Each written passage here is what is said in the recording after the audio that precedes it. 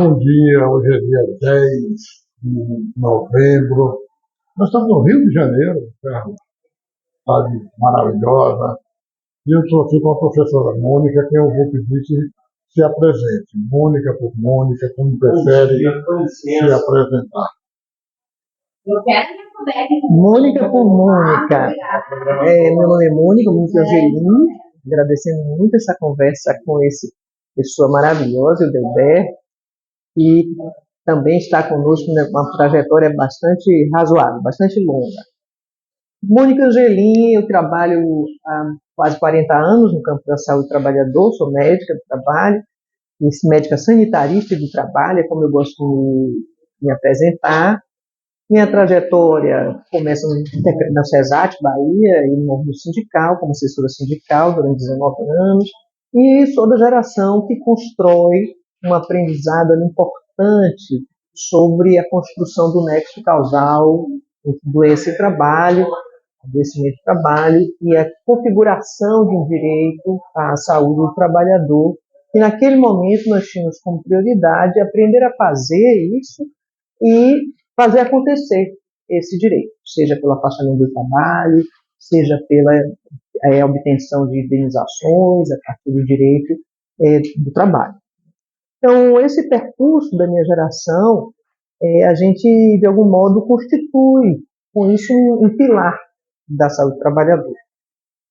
Anos 90, a gente adquire a força, um entendimento também coletivo e uma expertise tecnológica para partir da vigilância em saúde, de forma sistemática, e construindo, portanto, um saber sobre condições de trabalho, suas relações com o adoecimento, ampliando muito a visibilidade sobre condições de saúde e relação com o trabalho, configurando, portanto, algo que se constitui hoje no Brasil como a saúde do trabalhador, unificando, interagindo de maneira mais ou menos intensa a relação entre assistência e vigilância. Isso está na nossa política, isso está no que a gente entende como algo importante, mas ainda há uma distância entre a política de assistência à saúde e a vigilância em saúde do trabalhador, e a integração disso de forma sistemática ainda é um lapso importante, talvez seja uma das causas da dificuldade ou da ampliação das dificuldades contemporâneas do campo da saúde do trabalhador. Então, eu trabalho com isso, os temas que eu tenho estudado vão de vários temas, em cada momento a saúde do trabalhador tem uma pauta, né? Então, desde o benzenismo, estava lá, da PAI, das doenças relacionadas aos quadros musculoesqueléticos relacionados ao trabalho, dentro desse a questão da incapacidade do trabalho, mas desde 2015 eu direciono minha atuação para a questão da saúde do trabalhador na atenção primária à saúde. Então, tenho feito bastante investimento em formação, sou pesquisadora do PPG-SAT, o Programa de Saúde do Trabalhador, da UFBA, da Medicina da UFBA, e nós temos investido no meu grupo de pesquisa em aprofundar onde é que está o lapso, porque não se consegue tratar realmente da saúde do trabalhador na atenção primária. Temos feito várias ações e temos feito vários estudos com várias dissertações e teses, e mais recentemente a gente tem atuado junto a médicos de família e comunidade dentro dos congressos, concursos diretamente relacionados às residências, para discutirmos esse papel desse profissional e como aprender a fazer um documento que na minha época, como a gente pode falar da minha época, da nossa época, na nossa época foi extremamente fundamental. Esse profissional de saúde que tinha a demanda, a exigência de formular um relatório e se posicionar claramente e corretamente para os sistemas, né? Vamos aí adotar uma perspectiva que o sistema único, a Previdência, o Ministério do Trabalho, o Ministério Público, cada sistema, vamos chamar aqui livremente de sistemas, ele tem uma chave.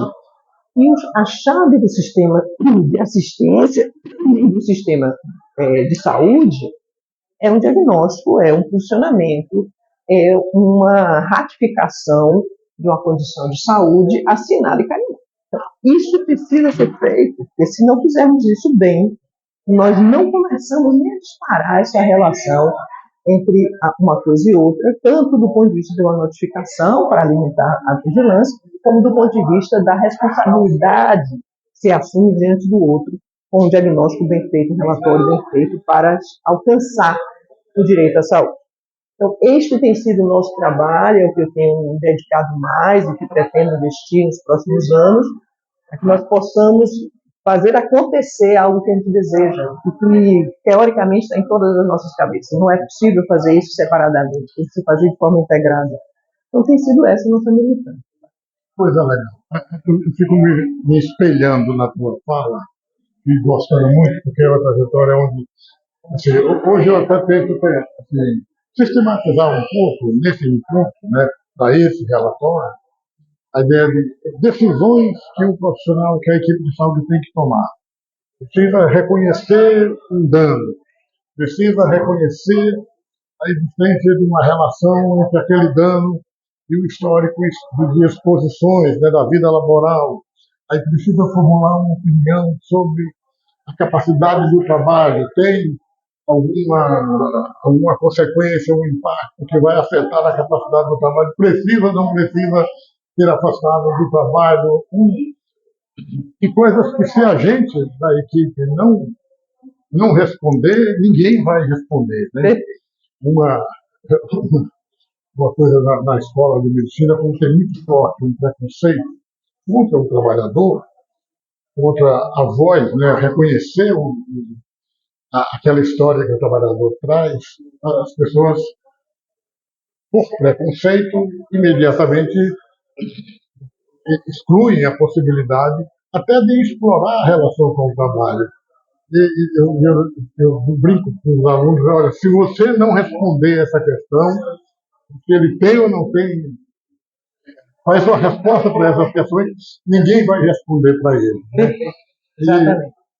E aí queria que você falasse um pouco sobre trabalhar com isso, com a equipe de saúde da família, né? Que caminhos vocês têm adotado, que estratégias para levar essa discussão? Então, veja, primeiro a gente vai trabalhar com todos os profissionais, né? Os médicos, e aí nessa ação direta, porque este ato que está descrevendo é de responsabilidade médica, apesar de que todos os outros profissionais também precisarão documentar a sua opinião. Mas eu acho que tem um eixo importante, que para todos os profissionais de saúde, para nós, está muito claro, nenhum profissional reconhece um trabalhador diante de si. Apesar de termos uma política muito bem elaborada, que vai nos dizer claramente, toda pessoa acima de 18 anos é trabalhador, toda pessoa de 14 anos e mais pode ser trabalhador, e toda criança acima de 10 já está considerada potencialmente trabalhador pelo IBGE.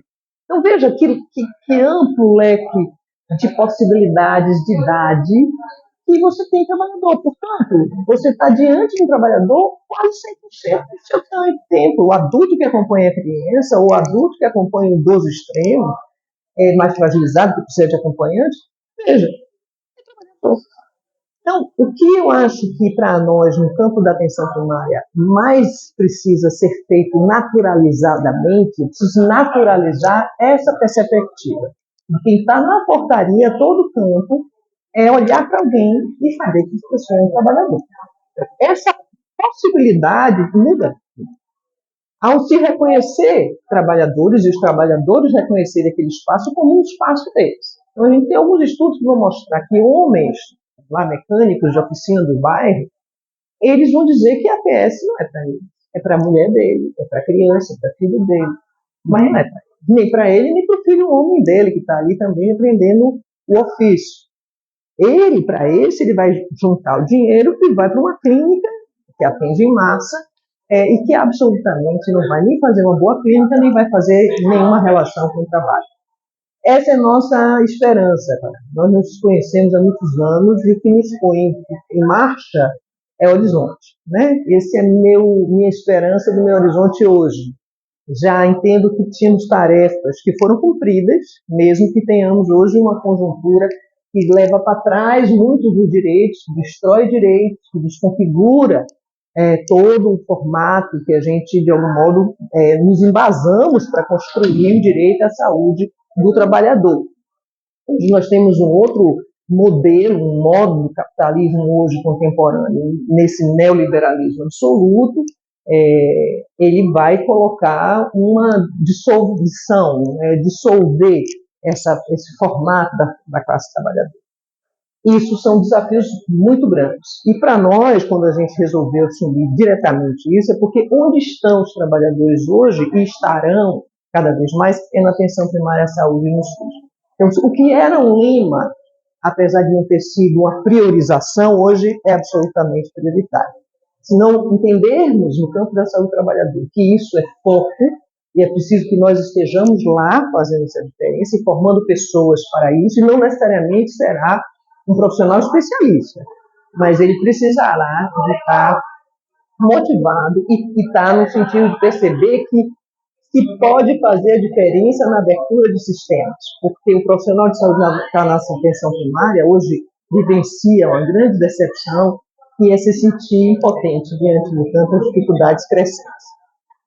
A gente pode trabalhar nessa direção e é o que a gente tem optado como prioridade. Eu vou te pedir assim, duas questões. Uma primeira é essa questão do reconhecer o trabalhador, né?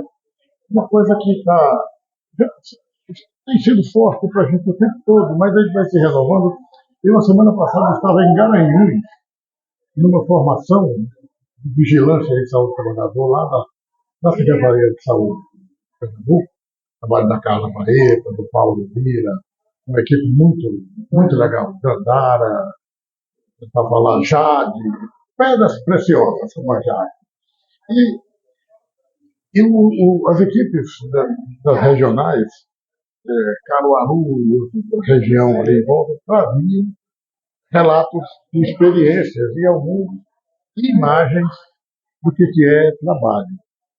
E a gente está mais acostumado hoje a ser interpelado pelo trabalho da revolução digital, das novidades, mas a precariedade das imagens. Então, o que é esse mundo do trabalho? Nas facções, na atividade têxtil, ou até em supermercados, imagens de um absoluto desrespeito, uma violência absoluta em relação à saúde no trabalho e ao reconhecimento de cidadania, né? Enfrentando violência do tipo, sabe com quem você está falando, né? E relatos mostrando que as dificuldades de fazer esse trabalho nas regiões onde ainda não avançou esse reconhecimento de cidadania, né, se multiplicam. Então, é trabalhador e que trabalhador é esse? Porque a gente tem esse mundão, é um mosaico enorme, né, de situações. E depois eu queria que você comentasse um pouquinho as dificuldades no reconhecimento de alguns danos, principalmente agora com o crescimento dos transtornos mentais, dos impactos na saúde mental, a dificuldade que se enfrenta mesmo no reconhecer que nessas situações de multicausalidade o trabalho continua tendo um papel central, né, nesse adoecimento para essas pessoas. Veja, o que eu já tenho, pensando em 2015 para cá, estou fazendo um corte de tempo assim, aleatório, mas nós vimos progressivamente uma aceleração intensa deste modelo do capitalismo que nós estamos falando, capitalismo contemporâneo, neoliberalismo, e até uma fonte muito forte para uma perspectiva ainda pior que está sendo disputada. O que nós temos visto como consequência disso é uma desorganização que vai se dar não só do ponto de vista físico, de instalações, mas também de uma desesperança, essa ideia de esperançar, assume, na verdade, um diagnóstico de uma desesperança de trabalhadores do SUS, da própria política de saúde. Ao lado disso, você vai ter, do outro lado, trabalhadores imensa maioria de trabalhadores precisando e dependendo absolutamente do SUS, e completamente perdido do ponto de vista de perder perspectiva de manter-se no trabalho, sobreviver a partir deste formato de trabalho e emprego. Isso, todo o processo que tem acontecido aí, nós não podemos esquecer que tem várias incidências de violências distintas e são muito aceleradas esses processos. Eu quero fazer assim, um pouco abertura para isso, porque o que eu tenho convicção é que nós temos que fazer uma revisão de muitas das nossas estratégias para fortalecer algumas ações imediatas que continuem mantendo acesa a perspectiva de que nós temos relações de trabalho e a base do que nós estamos vivendo, no que se vive na saúde, na pobreza, no empobrecimento e tudo mais, tem a ver com esse modelo econômico. A gente não pode se perder disso porque nunca esteve tão óbvio. Se talvez assim o período do Fordismo, o que nós podemos viver dele, ainda já numa fase final, é um período que nos dá uma certa ideia, que foi quando o trabalhador desenvolve, né, que desabrocha no Brasil, uma ideia do direito, não só ao trabalho, mas o direito ao fruto do trabalho. Hoje nós estamos vendo a desconstrução disso.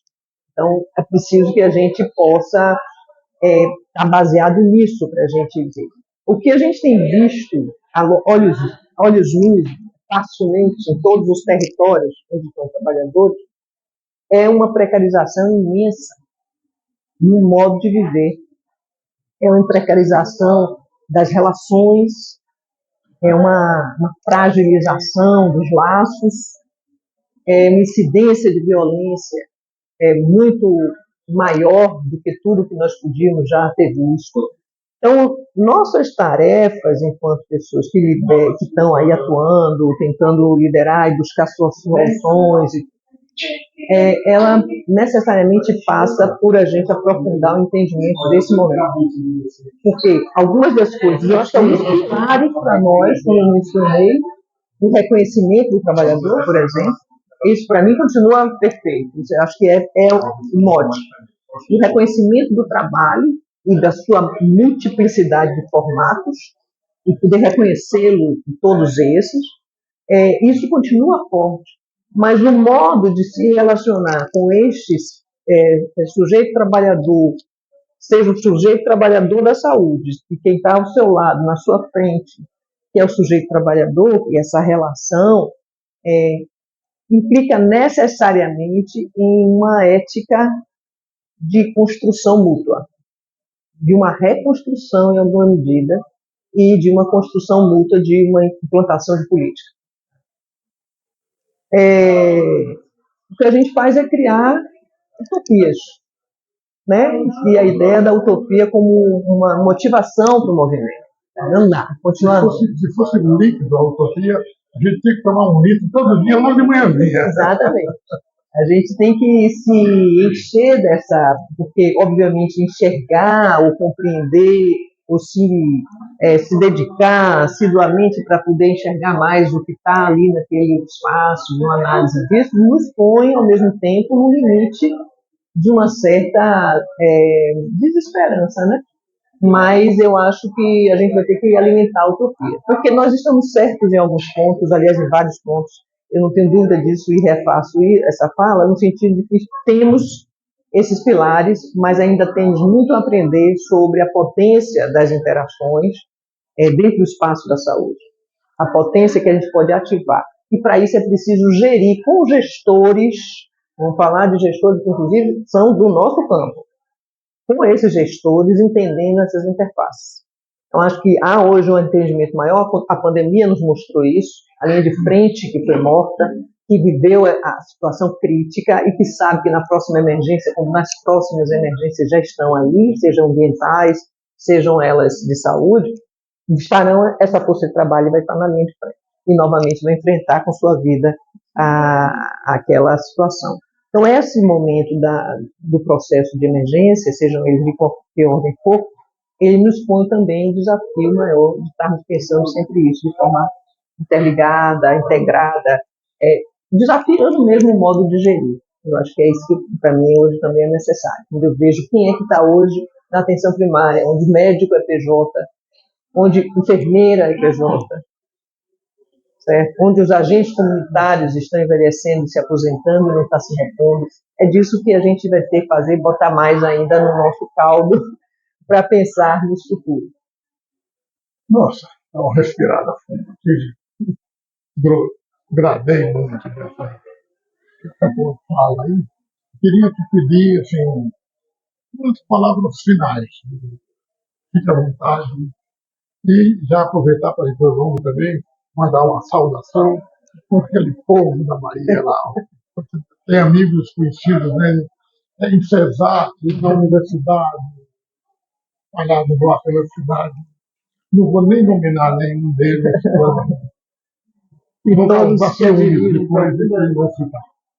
Mas um abraço para todos. Pará, o que pode vir à frente é continuarmos juntos, pensando, encarando essas situações, termos um Pará em nossa vida que abriu tantas frentes, tem o Fórum Mate, que é uma produção maravilhosa, que teve sua liderança tanto sobre aprendermos em 3 décadas sobre como olhar o acidente de trabalho, não apenas confrontando esse preconceito sobre que o trabalhador se acidenta porque quer. Veja quantos elementos se avançou. Hoje já se tem toda uma política, não só a política, mas um ponto de vista que está sendo conquistado para muita gente. Não se fez isso só com um profissional, nem com 2 nem 3, foi com todos para discutir. A saúde do trabalhador na clínica e vigilância precisa ter esse ponto onde todos possamos já falar disso. De onde estivermos, e que cada um no seu lugar faça o que tem que ser feito, de forma competente. Porque quem pretende fazer o que está na contra-hegemonia precisa fazer muito bem, nós sabemos disso. Né? Então, eu só agradeço. Mônica, muito obrigado. Eu que agradeço. Acho que ficou ótimo. Muito obrigada.